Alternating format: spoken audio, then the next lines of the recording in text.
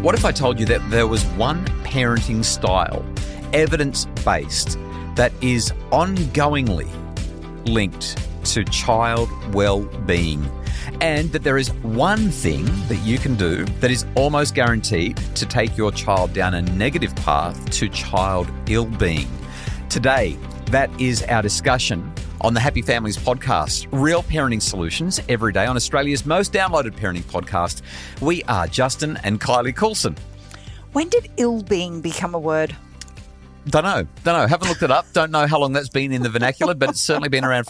Since everyone's made a big deal about well-being, there has to be an equal and opposite reaction, doesn't there? There has to be the negative. Kylie, today it's doctor's desk. Yeah, my head's hurting already. We haven't even started. You read me the preamble. So you're supposed to make this nice and easy. Let's go. Okay, so there's a brand new study from a colleague of mine by the name of Emma Bradshaw. She's at the University of Sydney. Would you say that you're controlling or supportive? Sometimes the stakes are really high, right? Like the children have a decision that needs to be made. Maybe you're thinking about schooling or sport or some extracurricular activities.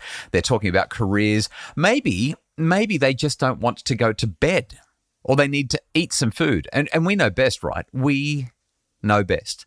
So Emma and some colleagues of hers have done this massive meta-analysis, and that's what we're going to talk about today. It had more. So a meta-analysis is? It's a study of a bunch of studies. So I'll tell you all about the studies in just a sec. But there are three terms that we're going to talk about today, and I don't want them to be confusing. I want them to be really, really simple. So let me define them. Number one, autonomy support. This is what my book, The Parenting Revolution, was about. Autonomy support is about taking the perspective of your child, engaging in developing ideas and rules and boundaries and structures and frameworks together. It's about giving your children a rationale for when you're bringing in rules and limits. So you're explaining the why. And it's about supporting their self-expression in appropriate ways. So that's autonomy support. Make sense? Mm-hmm. Psychological control is when we influence our children's thinking or their emotions or their behavior through coercion. So we apply external pressure, lots and lots of punishments and rewards and guilt, and shame. And if you do that, I'm going to be very disappointed in you, that kind of stuff. Okay, that's psychological control.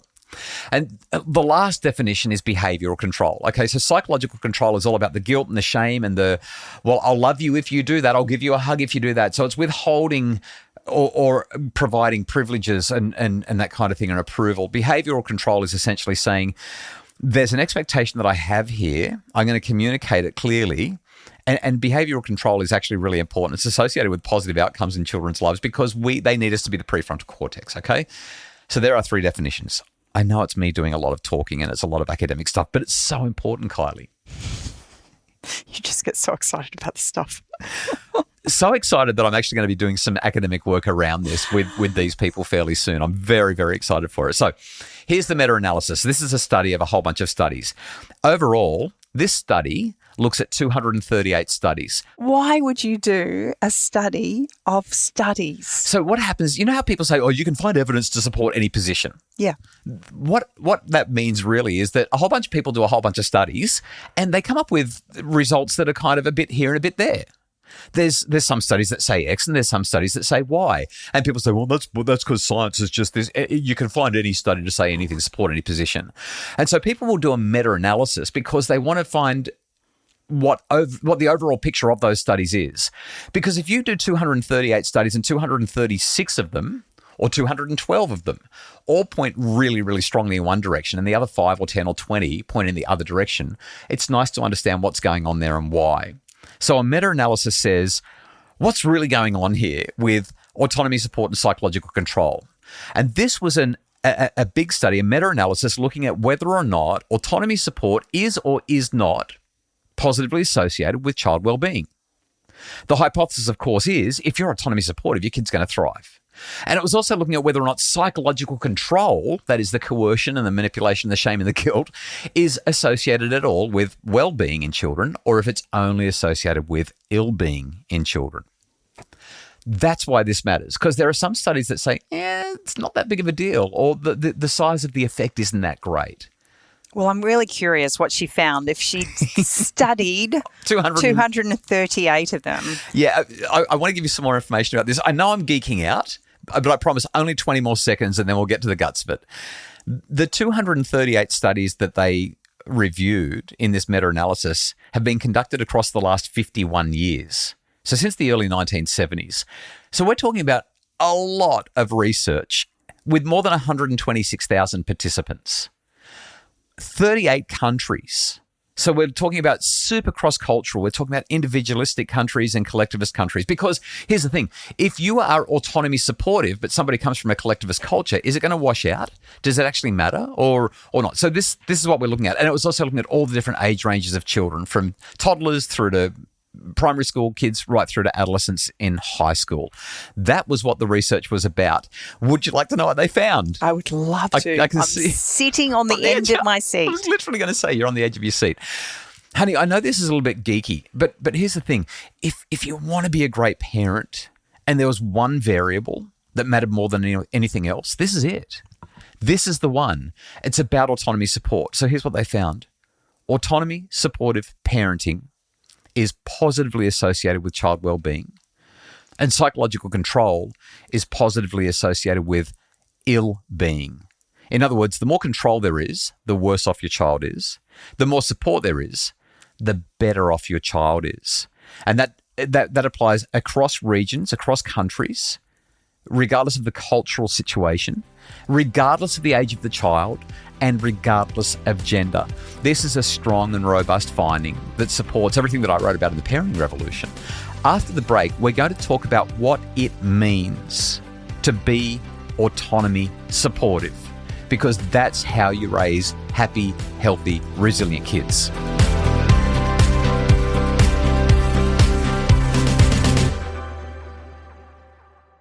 Okay, Kylie, I've geeked out. I've gone through the research. There's a couple of other things that I really desperately want to tell you about. Ask me about them, but let's talk about autonomy support more generally.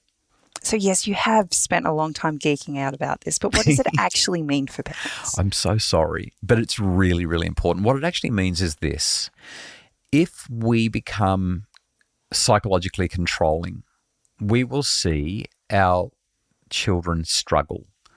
Their motivation will be reduced. They'll feel more poorly about themselves. Their self-worth will go down. They will feel like they are not sufficient in our eyes. That's what it actually means.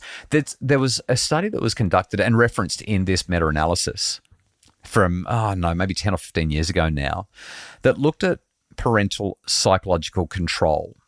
And what the researchers found was that when parents were psychologically controlling, that is when they were coercive, when they used threats and external pressures, and when they said to the kids, I'll love you if you do that, I won't love you if you do this. When they said to the kids, I'm really disappointed in you, those kinds of things, those psychologically shaming, guilt-inducing kinds of things, they found that 12 months, so this is a longitudinal study, 12 months after that assessment was done, those kids were significantly more likely to experience maladaptive perfectionism in their lives. Now, perfectionism is associated with depression. It's associated with anxiety. It's actually one of the most debilitating things that we can see in kids. You don't want to see perfectionism in your child, especially what's known as socially prescribed perfectionism. That is, my parents expect it of me that I will achieve that standard. The feeling like I can never be enough. It's devastating for a child. But here's the worst thing. A year later, they were much more likely to be perfectionistic. A year after that, they were significantly more likely to have depression.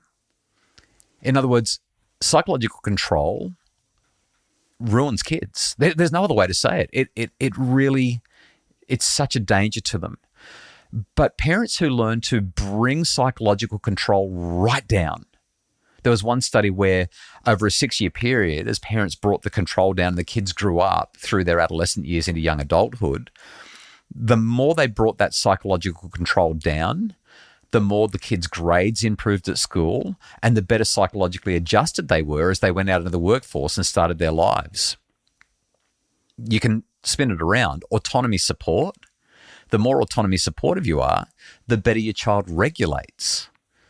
There's so much dysregulation when they're feeling controlled, but when we work through stuff with them, they do so much better. And like I said, this is cross-cultural. Australia, Japan, Korea, India, China, psychological control costs and autonomy support enhances.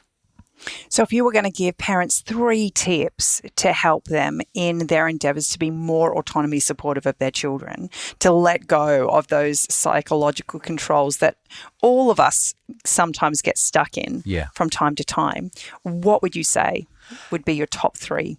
I kind of want to say let the kids live their own lives, but it really depends on the age and stage of your child, right? I mean, you can't say that to a 2-year-old. Well, it's your life. I mean, if you want to play in the traffic, you just go for it. You can't. And autonomy support does not mean that people get to do whatever they want, that children get to go out and just live their life however that's not what that's about. My 3 things would actually be this. Number 1, explore. Explore their world. Explain and empower. You just took my best. Gosh, you took all my lines. Yeah, number 1 is explore. Because when you think about what autonomy support is, it's about taking their perspective. Yeah. Your child is having an emotional reaction to something, and it's very easy to say, "Oh, just stop it, behave, do as I say." And in many cases, that probably is where you're going to eventually end up. But you can get there straight away your way, or you can get there a little bit more compassionately where they feel understood and then they get on with it. And research shows they do. So explore, understand where they're coming from, take their perspective, explain. Explain means that you provide a rationale for the rules and limits that you want to see implemented. And empower, that's the 3rd one. Empower does not mean you say, well, I've listened to you and now you've listened to me, so off you go, figure it out. That's not what it means. It means that you engage in developing ideas and rules and boundaries and frameworks and systems together. You develop the structure that will support their wise and healthy and safe decision-making together. When our kids are young, what is the one question that they will ask us time and time again that drives us all crazy? Why? They want to understand their world, and they want to understand the restrictions or the controls that have been placed on them. Quick question for you. Why? What's the second last letter of the alphabet?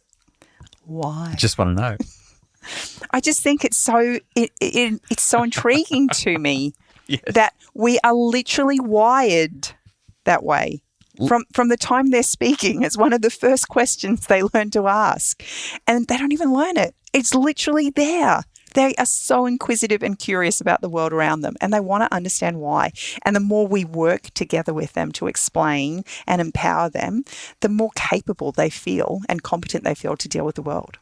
Yeah, that's right. And you've tapped into these basic psychological needs. When you spend time engaging in their perspective, providing rationales, rules, limits, rationales for the rules and limits, and really engaging with them in developing a way forward, what you're doing is you're giving them credit for having a brain. You're giving them a sense of volition, voice in their lives. They feel like they are actually in the driver's seat of their life to some degree, certainly at a developmentally appropriate level.